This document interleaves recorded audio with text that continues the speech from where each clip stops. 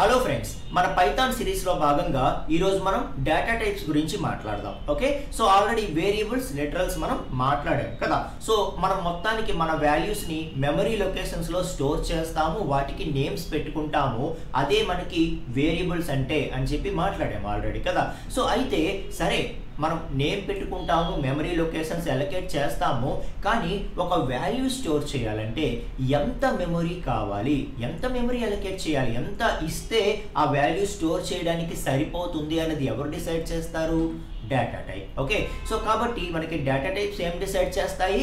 ఒక వేరియబుల్కి సంబంధించి ఒక వాల్యూ స్టోర్ చేయాలంటే ఆ వాల్యూ అన్నది ఎంత మెమరీ కావాలి దానికి అనేది డిసైడ్ చేస్తుంది అనమాట. ఓకే, సో మనకి పైథాన్ అనేది ఏంటంటే డైనమిక్ టైప్డ్ ప్రోగ్రామింగ్ లాంగ్వేజ్. అంటే ఏంటి?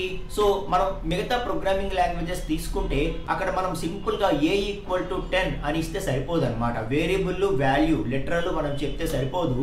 ఆ వాల్యూకి తగ్గట్టుగా మనం డేటా టైప్ కూడా మనం చెప్పాల్సి ఉంటుంది. సి కానీ, జావా కానీ ఇటువంటి ప్రోగ్రామింగ్ లాంగ్వేజెస్ తీసుకుంటే అవి ఏమంటామంటే వాటిని స్టాటిక్ టైప్ లాంగ్వేజెస్ అంటాం. అంటే ముందుగానే మనం డేటా టైప్ కూడా చెప్పాల్సి ఉంటుంది అనమాట. ఓకే, సో అదే పైథాన్ ఏంటంటే మనం డేటా టైప్ చెప్పక్కర్లేదు. సింపుల్గా a=10 అంటే సరిపోతుంది అనమాట. ఎందుకంటే మనం ఏదైతే 10 అనే వాల్యూని ఏకి ఇస్తున్నాం కాబట్టి 10 అనేది ఇంటిజర్కి సంబంధించిన వాల్యూ కాబట్టి ఆటోమేటిక్గా డేటా టైప్ ఇంటిజర్గా డిసైడ్ చేసుకుంటుంది పైథాన్. ఓకే, సో అలాగా డేటా టైప్ ఇవ్వాల్సిన అవసరం లేకుండానే మనకి ఆటోమేటిక్గా డిసైడ్ చేసుకునే లాంగ్వేజెస్నే డైనమిక్ టైప్డ్ లాంగ్వేజెస్ అంటాం అనమాట.